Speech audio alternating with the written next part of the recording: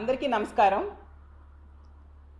మనందరికీ తెలుసు గౌరవ ముఖ్యమంత్రి గారైన జగన్మోహన్ రెడ్డి గారు ఆంధ్ర రాష్ట్ర అభివృద్ధి కోసం, ముఖ్యంగా విశాఖపట్నం అభివృద్ధి కోసం ఎంతగా పాటుపడుతూ ఉన్నారో, విశాఖపట్నాన్ని ఒక అంతర్జాతీయ నగరంగా అభివృద్ధి చేయడానికి ఎంతగానో కృషి చేస్తూ ఉన్నారు.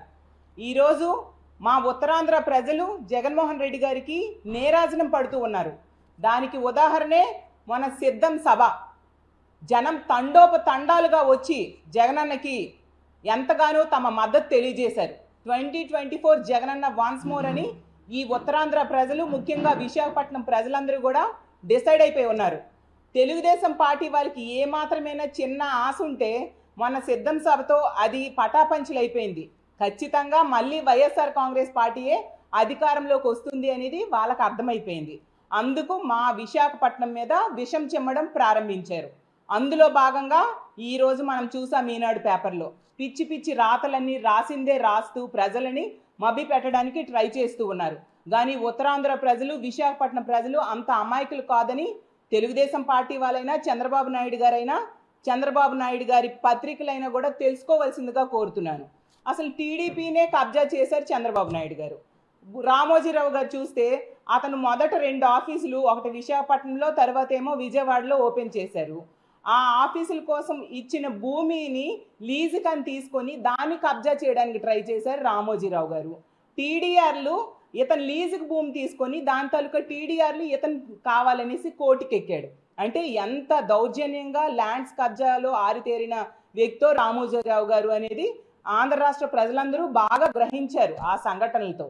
అలాగే తీసుకుంటే బాలకృష్ణ చిన్నల్లుడు, లోకేష్ తోటల్లుడు, అలాగే చంద్రబాబు నాయుడు గారి కొడుకైన లోకేష్ తోటలుడైన గీతం భరత్ గారి ఆధ్వర్యంలో గీతం కాలేజీలో ఎంత భూ కబ్జాలు జరిగాయో మనందరికీ తెలుసు.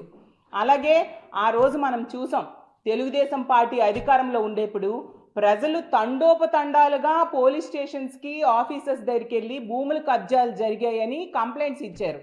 ఏకం 2500 మంది కంప్లైంట్స్ అఫీషియల్గా కంప్లైంట్స్ ఇచ్చారు. భూ కబ్జాలు జరిగాయి తెలుగుదేశం పార్టీ నాయకుల వలన అనేది ఆ రోజు జరిగింది.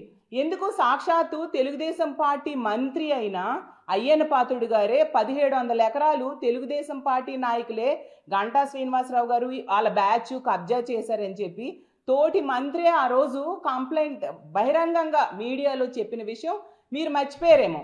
మరి అప్పుడెందుకు ఈనాడు పత్రిక రాయలేదు? ఇప్పుడు లేనివి ఎందుకు రాసి ప్రజలు మభ్య పెట్టడానికి ట్రై చేస్తూ ఉన్నారు? ఒక్క భూ యజమానైనా ఇప్పుడు ఎంత కబ్జా జరిగిందని ఎక్కడైనా ఈ మధ్యకాలంలో మీరు విన్నారా? నిజంగా మీకు అంత నమ్మకం ఉంటే మీరు కోర్టుకి వెళ్ళొచ్చు కదా. మీ తెలుగుదేశం పార్టీ నాయకులు, అలాగే చంద్రబాబు నాయుడు గారు, రామోజీరావు గారు ఇక్కడ విశాఖలో కబ్జాలు జరిగిపోతున్నాయని వెళ్ళొచ్చు కదా. ఎందుకు అబద్ధ ప్రాతలు రాస్తారు? ప్రజలను మభ్య పెట్టడానికి ట్రై చేస్తారు.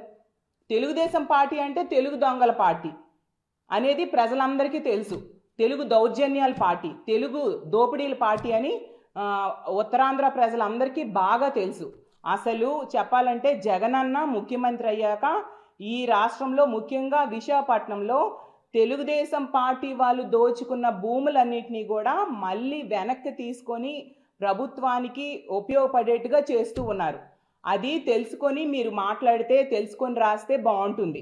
మనం తీసుకుంటే జగనన్న ముఖ్యమంత్రి అయ్యాక మండలాల వారీగా అనకాపల్లిలో 2.3 ఏకర్స్, ఆనందపురంలో 104 ఎకరాలు, అచ్యుతాపురంలో 0.28 ఎకరా, అలాగే భీమునిపట్నంలో 58 ఎకరాలు, గాజువాకలో 50 ఎకరాలు, ఇలా మొత్తంగా తీసుకుంటే గోపాలపట్నం, కసింకోట, నర్సీపట్నం, అలాగే పద్మనాభం, పరవాడలో 32 ఎకరాలు, పెదగంట్యాడులో 0.4 ఎకరా, అలాగే పెందుర్తిలో 16 ఎకరాలు. ఇవన్నీ కూడా జగనన్న ముఖ్యమంత్రి అయ్యాక తెలుగుదేశం పార్టీ వాళ్ళు దోచుకున్న భూముల్ని మళ్ళీ వెనక్కి స్వాధీనం చేసుకున్నారు. మొత్తంగా ఇలా తీసుకుంటే 430.8 ఎకరాలని తెలుగుదేశం పార్టీ వాళ్ళు కబ్జా చేస్తే వాటన్నిటిని కూడా ప్రభుత్వం మళ్ళీ తిరిగి స్వాధీనం చేసుకుంది.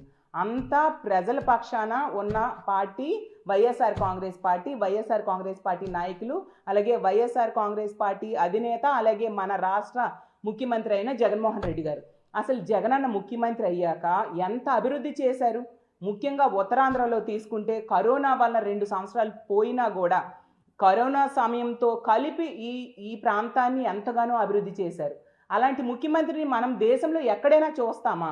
ఈరోజు తీసుకుంటే భోగాపురం ఎయిర్పోర్ట్, అలాగే తీసుకుంటే ఇన్ఫోసిస్, ఇనార్బిట్ మాల్ తీసుకొచ్చారు, అలాగే అదానీ డేటా సెంటర్, అలాగే ఎన్నో ఇండస్ట్రీస్.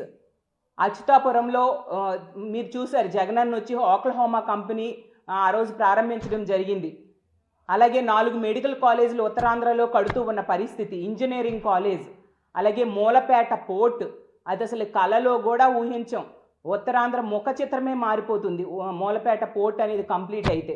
అలాగే శాశ్వతంగా ఎన్నో ఏళ్ళుగా సమస్య అయిన ఉద్దానం కిడ్నీ ప్రాబ్లంలు కూడా జగనన్న ముఖ్యమంత్రి అయ్యాక శాశ్వత పరిష్కారం ఈరోజు చూపించారు. 700 కోట్లతో తాగునీటి పథకాన్ని తీసుకురావడమే కాకుండా 85 కోట్లతో 200 పడకల హాస్పిటల్, క్యాన్సర్ రీసెర్చ్ సెంటర్ కూడా తీసుకొచ్చి ఉద్దాన ప్రాంత ప్రజలకి ఒక శాశ్వత పరిష్కారం చూపించారు. అలాగే సంక్షేమం, అభివృద్ధి 2 కళ్ళగా ఈ రాష్ట్రంలో పరిపాలిస్తూ ఉన్న పరిస్థితి. అలాగే ఉత్తరాంధ్రని ముఖ్యంగా పరిపాలనా రాజధాని చేయడానికి జగనన్న పూనుకున్నారు. దాన్ని చూసి వారవలేక తెలుగుదేశం పార్టీ వాళ్ళు చంద్రబాబు నాయుడు గారి ఆధ్వర్యంలో ఈనాడు పత్రిక ఇష్టం వచ్చినట్టుగా రాస్తూ ఉన్న పరిస్థితి మనం చూసాం. వీళ్ళు ఏ విధంగా ప్రజలు మభ్యపెట్టడానికి ప్రయత్నించినా కూడా ప్రజలు నమ్మే పరిస్థితి లేదు. ఖచ్చితంగా ప్రజలందరూ జగనన్న వెనకే ఉన్నారు. ప్రజలకి తెలుసు, తెలుగుదేశం పార్టీ వాళ్ళే భూ కబ్జాలకి ఆరితేరిన వాళ్ళు. భూ కబ్జాల్లో అందివేసిన చెయ్యి ఎవరు అంటే తెలుగుదేశం పార్టీ వాళ్ళు. లేనివి ఎందుకు ఈ విధంగా ప్రచారం చేస్తారు? నిజంగా మీకు అంత దమ్ము ధైర్యం ఉంటే బహిరంగ చర్చకు రండి. తెలుగుదేశం పార్టీ వాళ్ళు కబ్జాలు చేశారా, మేం చేశామా అనేది 2014 నుంచి 19 వరకు ఏం జరిగింది, ఎంత కబ్జా జరిగింది అనేది బయటకు వస్తుంది. దాని మీద మీరు ఎందుకు రాయట్లేదు? సాక్షాత్తు ఆ రోజు తెలుగుదేశం పార్టీ అధికారంలో ఉన్నప్పుడు పెందుర్తిలో ఇలా భూమి కబ్జా చేయడం కోసం అడ్డుకుందని ఒక గిరిజన మహిళను వివస్త్రం చేసి కొట్టేసిన పరిస్థితి మనందరము చూసాం. ఎవరు చేశారు అది?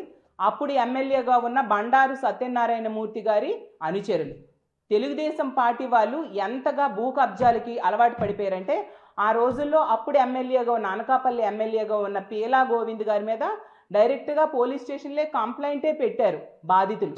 అలాగే మనం చూసాం పల్లా శ్రీనివాసరావు గారి తమ్ముడి గురించి ఎంత కబ్జాలు జరిగాయి అనేది బాధితులు కంప్లైంట్ పెట్టారు. ఈరోజు ఒక్క భూ యజమాని అయినా ఇలా కబ్జా జరిగింది అనేది కంప్లైంట్ పెట్టడం జరిగిందా? అంటే ఎంతగా మీరు అబద్ధపు రాతలు రాస్తూ ఉన్నారు, ప్రజలను మభ్యపెట్టడానికి ప్రయత్నిస్తూ ఉన్నారు. రామోజీరావు గారి కంటే భూ కబ్జా ఎవరు చేస్తారు చెప్పండి? ఏకం టీడీఆర్లనే అమ్మి అతను అంటే లీజుకు తీసుకున్న భూమి తాలూకా టీడీఆర్ని కొట్టేయడానికి ట్రై చేసిన గజ దొంగ రామోజీరావు గారు. సో ప్రజలని మభ్యపెడుతూ ఉంటే ప్రజలు నమ్మే పరిస్థితి లేదు. అదే కాకుండా తెలుగుదేశం పార్టీ అయినా చంద్రబాబు నాయుడు గారైనా అతని తోక పత్రికలైనా వాళ్ళు పెత్తందారీ పోకడ్లకు బాగా అలవాటు పడిపోయారు. పేదలైన ఉత్తరాంధ్ర ప్రజల్ని అణచివేయాలని వాళ్ళు చూస్తూ ఉన్నారు. వీళ్ళు ఎక్కడ అభివృద్ధి అయిపోతారో అంటే ఒకప్పుడు ఉత్తరాంధ్రలో ఎలాగంటే వలసలు వెళ్ళిపోయే వాళ్ళం, ఇక్కడ ఉద్యోగ ఉపాధి అవకాశాలు లేక. జగనన్న ముఖ్యమంత్రి అయ్యాక ఇక్కడే ఎన్నో అవకాశాలు కల్పిస్తూ ఉన్నారు. పరిపాలనా రాజధాని కనుక వస్తే మరింతగా అభివృద్ధి అయ్యి ఈ ప్రాంతం అభివృద్ధి చెందుతుంది, పేదలు డెవలప్ అవుతారు. కాబట్టి దాన్ని అడ్డుకోవాలి అని చెప్పి పెత్తందారీ పోకడలతో పేదల్ని అణిచివేయడానికి ఈ విధంగా వీళ్ళు ప్రయత్నిస్తూ ఉన్నారు. కానీ ఉత్తరాంధ్ర ప్రజలు ఇలాంటి విషం చిమ్మడాలు కనుక మీరు చేస్తే, విశాఖ మీద విషం చిమ్మడం అనే పని ఈనాడు కానీ చంద్రబాబు నాయుడు గారు కానీ టీడీపీ నాయకులు కానీ చేస్తే ఉత్తరాంధ్ర ప్రజలు క్షమించరు. ఈ పెత్తందారీ పోకడ్లకి తగిన బుద్ధి చెప్పడానికి సిద్ధంగా ఉంటారు. ఎందుకంటే ఉత్తరాంధ్ర ప్రజలు జగనన్న హయాంలో ఎంతో అభివృద్ధి చెందారు. అలాగే ఇక్కడ పరిపాలనా రాజధాని కావాలని బలంగా కోరుకుంటూ ఉన్నారు. అందుకే జగనన్న ఎప్పుడు ఈ ప్రాంతానికి వచ్చినా కూడా తండోపు తండాలుగా జనం వస్తూ ఉన్నారు. ఈరోజు అలాగే ఆడుదాం ఆంధ్ర కార్యక్రమానికి జగనన్న మా ఉత్తరాంధ్రకి ముఖ్యంగా విశాఖపట్నంకి వస్తూ ఉన్నారు. కాబట్టి ఉత్తరాంధ్ర ప్రజలు ఘన స్వాగతం చెప్పడానికి సిద్ధంగా ఉన్నారు. కాబట్టి దాన్ని ఏ విధంగా అడ్డుకోవాలి, ఉత్తరాంధ్ర ప్రజల మనసుల్లో విషం చిమ్మాలి అని మీరు ఇలాంటి ప్రయత్నాలు చేస్తూ ఉన్నారు. కానీ నీ పెత్తందారి పోకడల్ని ప్రజలు నమ్మే పరిస్థితి లేదు. ఇలాంటి పనులే రిపీటెడ్గా చేస్తూ ఉంటే, రాసిందే రాస్తూ ఉంటే ప్రజలు మీకు కఠినమైన శిక్షలు వేయడానికి సిద్ధంగా ఉన్నారు. 2024లో ఇంకొక 2 నెలల్లో మనకి ఎన్నికలు రాబోతూ ఉన్నాయి. ఖచ్చితంగా తమ ఓటు ద్వారా మీకు తగిన బుద్ధి చెప్తారని తెలియజేస్తూ ఉన్నాను.